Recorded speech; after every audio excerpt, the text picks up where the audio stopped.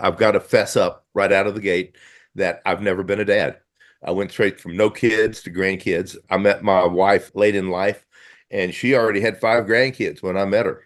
That being said, I have come through my entrepreneurial career serving families. I've been a serial entrepreneur all my life. I have done everything from own radio stations and photography studios to direct selling to being in the oil and gas and the real estate business. So I've got dozens of companies behind me. Some good, some bad. Made a lot of money, and some of them cost me a lot of money. That's kind of the way it works in the entrepreneurial world. But I'll tell you one thing: of all in every one of those money pits that I got into, it was a wealth of knowledge. There was a wealth of education there. So I wouldn't change a thing. I was on a Zoom earlier with somebody, and we were talking about people who second guess their lives. And I am a product of my life. All the warts and the gray hair and everything that I did wrong has brought me to where I am today. And I'm not going to be ashamed of the fact that I live an absolutely amazing lifestyle. I have a lot more ahead of me. I've got plans to make more money and help more people. That all being said, I want to get back to the fact that I believe that entrepreneurialism in all of its fashion, all of its shapes, is the best way for somebody to create a business and provide an amazing lifestyle for their family. Whatever way that is. If it's in real estate, so be it. If it's in direct sales, so be it. If it's drilling oil, so be it. I know there's a lot of people out there that have made a ton of money being high-level C-suite executives for Fortune 50 companies. Donald Trump, I guess, is an example. Jack Welch is another one. Jack Welch, the former CEO of GE. They make a lot of money. Mm-hmm. But to get to that level, the dues you have to pay and the time you have to devote to that company usually predicated on you giving up time, energy, and love with your family. Most of the people who get to the level that they do in those C-suite offices with Fortune 500, 100, or even 50 companies, they spend so much time chasing that level, that promotion, that position.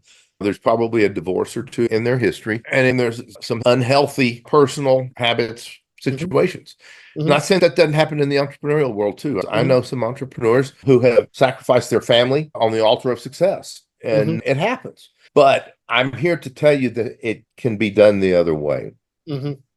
I know many people who have made enormous successes of themselves partnering with their family and bringing their family along with them on that ride, on that roller coaster. And typically the people who are most successful on that ride are the ones who have the support of a loved one. Their wife is on that roller coaster ride with them, helping them along the line, helping them all the way, supporting them, picking up the slack in areas where the slack needs to be picked up. I relish the opportunity, and I want to express my gratitude to you for allowing me to tell my story to your audience. And I hope that I'm able to positively impact the people who hear me. Amen. Thank you for mapping all that out, Jim. Do you go by Jim or James? Jim, James, hey you. Just don't call me late for lunch. Hey you. Oh my goodness. Late for lunch. I love that. I've been called a lot of things in my life. Kenny, things are really great. Things are really great. If I complain, nobody listens. So what do I have to say? Perfect. But you're not bringing anyone down. My life is great. I exited a family company last year, and I got a pretty nice exit. There were some issues with it that were unpleasant, and I had to make some sacrifices, but things happen. But other than that, I live a great life. I'm not going to tell you how old I am, but most of my lifetime has been spent in productive and successful endeavors. Some of those endeavors have not been that successful, but I've learned a lot from them anyway. Growing up, I grew up in a family of entrepreneurs. It goes all the way back to my great granddad. He came to Texas as a teenager in the late 1800s. He started a business that burned down, picked back up, went to work at a sawmill, wound up buying the sawmill, turned that sawmill into the largest lumber company in Texas, and along the way got into the oil business and ranching business. He became very successful in both of those, bought newspapers, radio stations, built a very large empire for himself and started from nothing, literally started from nothing. I think that's probably where I get my entrepreneurial spirit from and my belief in the capitalistic system, which I am a very fervent proponent of. When he passed, he left his empire to his two sons, who proceeded to dismantle much of it because if they couldn't agree on something, they just got rid of it. And so they sold millions and millions of dollars of property would be worth hundreds of millions of dollars today. And it is what it is, but that's the way it is. I have my family history comes from one of those two sons, and I've been blessed because of the successes that they had to have lived a very successful life, a life of privilege, if you will. Mhm. My dad followed in the same footsteps. He was an entrepreneur. He was a captain in the Army Air Corps. When he rotated out of the Army Air Corps here in Midland, where I live, he got in the oil business started his own oil operating company, was a dry land farmer, some other things. Significant for the most part, he started as an entrepreneur. He didn't get a W-2 job. He went out and started his own business. The last W-2 I received that was not from a company that I either owned or was a partner in while I was in college. And no, I'm not going to tell you how long ago that was.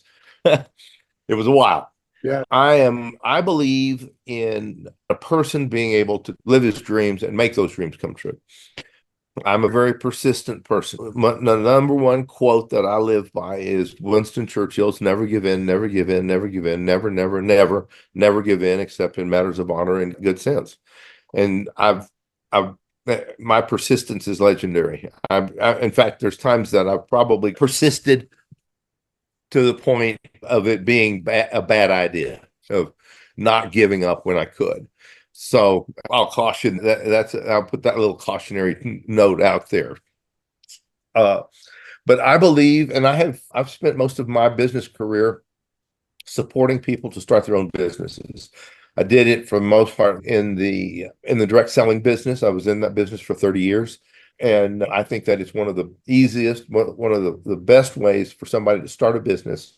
The price of entry is low and the upside is humongous. I've moved over to real estate. I'm building a fund to help non-real estate professionals to invest money in the real estate business. Most of my experience in real estate and with real estate investors has been it's somebody who knows somebody who has a project that they want to raise money for, but the prospective investor doesn't know anything about real estate business. He doesn't know has no way to vet the project, has no way to do due diligence on the operator. And so they wind up putting their money in something pretty much blind and basically winding up trusting it to the luck of the draw as to how well the project does.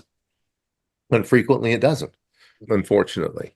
My efforts are going to be to look for the best operators in certain asset classes and bring investors' money to people who I know are the absolute top-notch cream of the cream. They've been successful in X number of projects. They've returned X amount of money to their investors. Their investor history is impeccable. That way, I don't have to worry about the way the project is. That doesn't guarantee that everything's going to go right, but at least it's going to ensure as much as possible that the project will be successful. That's great. And everything's good. I do want to backtrack. I want to dive a little bit deeper into, you've done so many businesses. One of the things I feel like is really interesting to me was, I'll call it your unique ability, your superpower of persistence. Could you share with me a story of, I know you mentioned like the one to, it was like almost to a fault. It was to a fault, but give me a win of this is why I'm legendary in my persistence. Like this story happened. Oh man, that's just so much of my life right there. I'll tell the story about my multifamily experience. Most people get in the multifamily business by syndication. Somebody has a project and they're syndicating it, so they invest as a limited partner in the deal. Well, I bought the project. I just bought the complex. Bought 4 of them. And I knew nothing, as I'm wont to do. I knew nothing about the multifamily business. I jumped in with both feet into the deep end and had to learn to swim. The projects were not in the best part of town. They were in Milwaukee. I wound up there because of another business partner I was with. If you look up the definition of slumlord, there's my picture. They were not the best projects in town. Going south is probably a generous description, but I don't quit. I'm going to make these things work if it's the last thing I do, and maybe it will be. I'm not going to go into the details about the projects and the negative capabilities or whatever. But what I did, though, was I kept at it. I learned more. I got in with some multifamily groups and learned about how economics with multifamily projects goes. And I'll be perfectly honest, the economy was good to me. Both the economy and the way the path of business was going in that area was good to me. And I may not, so all things being told, I got out of those projects in 2019 and 2020, came out nearly seven figures to the good. It was definitely a learning experience. It was by the grace of God that I didn't lose my shirt. The real thing was that I always was looking for the positive way. I was always, boilers blowing up in January. In Milwaukee, I probably have a pretty good idea what the temperatures are like in Milwaukee in January. And when you have a hot water heating system and the boiler blows up, that's really not exactly the best thing in the world. We had a fire in one of the buildings, burned up quite a bit of the building. One freeze damage when the boiler stopped, it broke pipes, all sorts of stuff. My insurance had to fight tooth and nail to get the insurance payoff. Took forever, but finally got that. And that's one of the things you've got to understand. You've got to fight your way through the down stuff, through the hard stuff. Like I said, I came out to the good, did well. I know a lot about a multifamily now. I know that I don't like tenants and toilets, so I'm not going to be an operator. That's just no. But I know good operators. I know people who operate very well. So those are the people I'll partner with in my future endeavors. Okay. Great story. The beginning part of the story in regards to, I decided to just skip the whole syndication step and just buy some things. I think that's awesome. And I'm learning about you in light of your risk tolerance. I see you as someone who hates being vanilla or average. You're rather going to go down swinging or you're going to be the champion. Those are the two options. Yeah. Talking about risk tolerance, I grew up in the oil and gas business. The oil and gas business is extremely lucrative. I made a lot of money. My family's made a lot of money in the oil and gas business. You can also lose your butt really fast in the oil and gas business. The risk tolerance, you have to be very risk tolerant because it is a very risky business. They say the average is 1 in 9. So if you knew that if you were going to get into a project that you had 8 chances to fail and only 1 to win, how willingly would you get into that? Not very many. But on the other hand, you can have 30, 40, 51 upside. So it works both ways. I'm pretty high risk tolerant because that's the way I grew up. That was just the way it was around here in my childhood. You asked earlier about what it was like to grow up. My family was in the oil business. And my dad, I came from a successful oil business background, going all the way back to my great granddad. My dad continued that business and in the ranching business. We did very well in some areas, sometimes not so good, because that's just the way the business works, the way the oil business and the ranching businesses go. But I had a nice life. I had a great growing up, went to good schools. We lived out in the country on a ranch. Got to live the tromping around in the field, shooting rabbits, that kind of stuff. It's the dream life of a kid. And so I grew up, it was a nice way of growing up. Probably what I learned more than anything else was work ethic and persistence, stick-to-itiveness, Hmm. and doing the right thing. His ethics were top of the shelf. Hmm. And that's one of my core values is ethics and integrity. Hmm. And I think that's gone a long way towards it's cost me for sure because I got taken advantage of by some unethical people that lacked integrity. Hmm. But on the other side, again, like I said, I wouldn't change it. It cost you money. Press position, Yeah. whatever. Okay. But I feel like that's what integrity, it's choosing the right thing when no one knows that you're doing it, Yeah. and doesn't always mean that you're going to come out on top. If you work through ethics and integrity, the bad guys win sometimes. Yeah. And I think honestly, maybe I can transition to your faith and through that. What is it about integrity or ethics that, why is that a core value for you? How is that instilled one of the main things that makes up Jim Blakemore? I think, Kenny, the reason having been a victim of unethical and people with less than high ethics and low integrity and being a victim, if you will, I would say that what I learned was that I didn't want to be that. If I didn't like it, somebody else was going to like it, and I wasn't going to be the person who inflicted that on somebody. I think you go just as far in life by being in integrity and having high ethics. One of my fundamental beliefs and it's bitten me in the butt a couple times. Most people are good people and that they have high ethics, that they have high, but there's a few out there who don't. And sometimes you just have to sort your way through them and find the right ones. It was Ronald Reagan who said, trust but verify. Trust but verify. I've learned that lesson. So I trust, but I verify. And I'm a hell of a lot stronger on the verification than I used to be.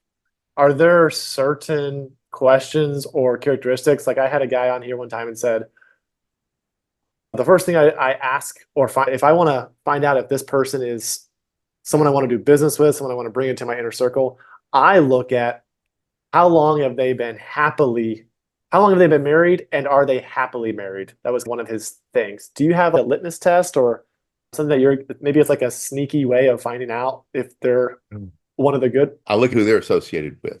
Okay. I look at how long they have had those associations. If they've been through business partner, if I talk to somebody who was in business with them 10 years ago or 5 years ago and say, hey, would you do another deal with them? And they say, maybe. They're probably not going to say, hell no, I wouldn't cross the street to talk to that guy. They're not going to tell you that. But at the same time, you can get a good feeling from what they do tell you. Mm-hmm. You know, they're going to be, it's not so much what they say, but how they say it that I key in on. Cool. Okay, Jim, I'm going to switch gears a bit. You got married later in life where the lady that you is your wife now has some grandkids. So you've somewhat walked into granddad all of a sudden and skipped the father stage.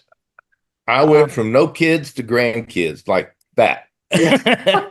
And when I met Holly, she had 5 grandkids. She had 4 grown daughters and 5 grandkids already. We've added 5 more grandkids along the way. So I have 10 grandkids now.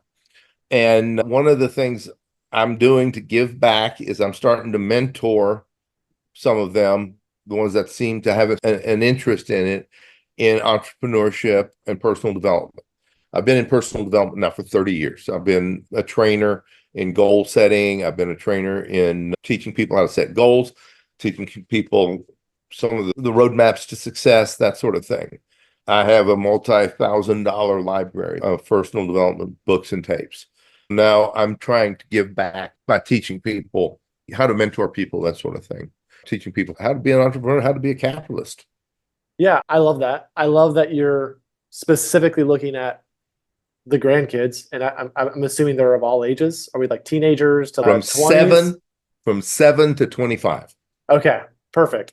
So that's a ripe age of moldable minds that have a lot of time to say, hey, if I could just get these things right now, then just give it some consistency and you'll be ahead in a few years. What would be some advice you would give to, I mean, I'm 36.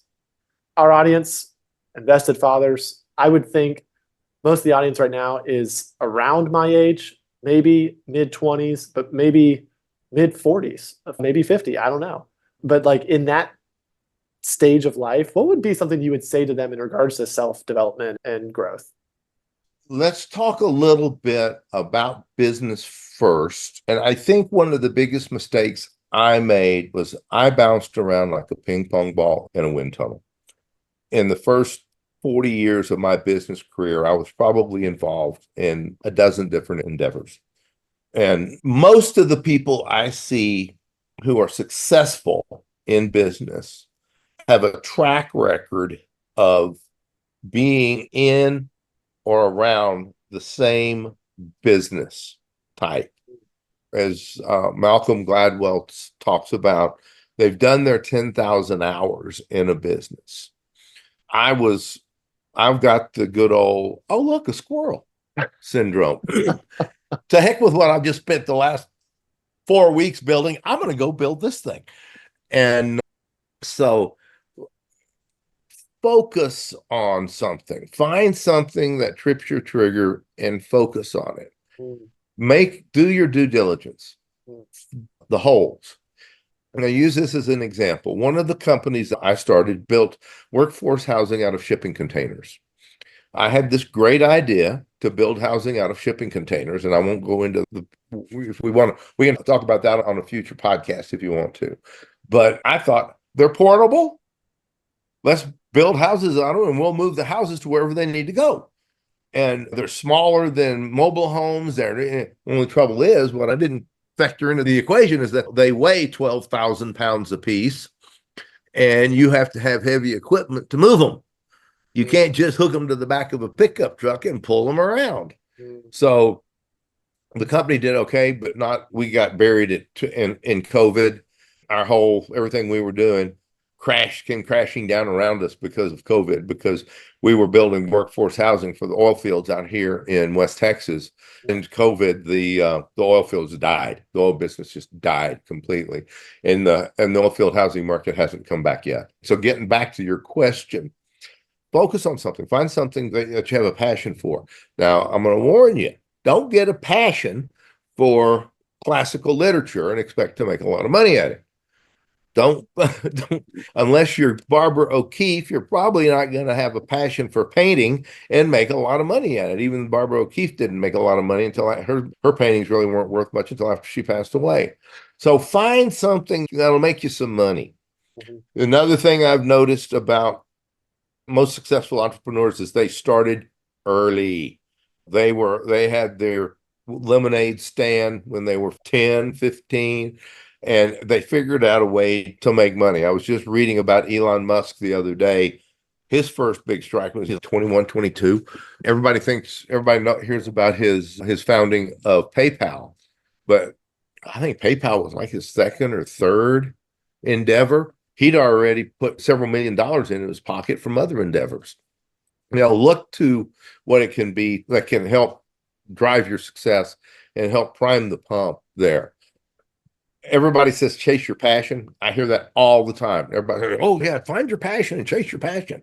Your passion make sure your passion is a passion that will write checks for you too. Exactly. Jim, we are just about out of time here. Thank you so much for being here. I'd love for you to leave my audience with a final takeaway, maybe something I didn't even ask, but if you could speak to my audience today of the Invested Father, speak to me, what would be some words of wisdom that you would impart to me? Wow. That's a heavy load. Kenny, let me tell you something. The audience we're talking to are fathers, are people who have families and objectively are trying to do better and better for their families. My philosophy is you can always do better for yourself than you can be doing for somebody else. You've heard all through my interview here that I am an entrepreneur. I am unemployable. I am unemployable. You're not going to be able to pay me what I would want to be an employee. I'm reading a book called The Science of Getting Rich by Wallace Wattles. And one of the things he says is, if you're not where you want to be, start with where you are. I'm going to make it really simple. Do what you're doing to get to where you want to go. Always have your dream. Be, yeah, and don't be afraid to dream big. Nature wants big dreamers and nature wants speed. So get after it. If you've got a job, you're not happy in your job's not as productive, as rewarding as you want it to be. Figure out what you want to do. And you talked about chasing your passion earlier. Find a way, start off with a side hustle. Start off doing something. The direct selling business is great. A lot of people are moving into the real estate business. Real estate is, I don't see real estate or being a real estate agent as being that productive. Most of them are not very successful. Figure out where you are, figure out where you want to be, and figure out what it's going to take to get from where you are to where you want to be. There you go. Jim, thanks so much for your time today. If my audience wanted to find more about what you're doing, I know you mentioned doing some syndications, vetting these operators who know what they're doing. What would be a good way that people could find you? My website is ironmountaincapitalgroup.com. That's Iron Mountain and then capitalgroup.com. There, it's just right now, it's just a placeholder. We're building the website right now. My email address is james@jamesblakemore.com. Send me an email. I'm here to help people. I've been very blessed, Kenny, and I want to bless other people. I want to do as much as I can to give back. I'll be glad to talk to any of your audience. Awesome. And just, I'll also get your contact info and put it in the show notes so that that'll be a link as well. Perfect. Jim, thank you for your time today on the Invested Fathers podcast. A lot of good stories on what you've done to be where you are today, the highs and the lows, and really appreciate all the words of wisdom. You're very welcome, Kenny. I'm sorry I couldn't speak from the point of view of a father, but what you see is what you get. Have a great day. You bet. Bye-bye.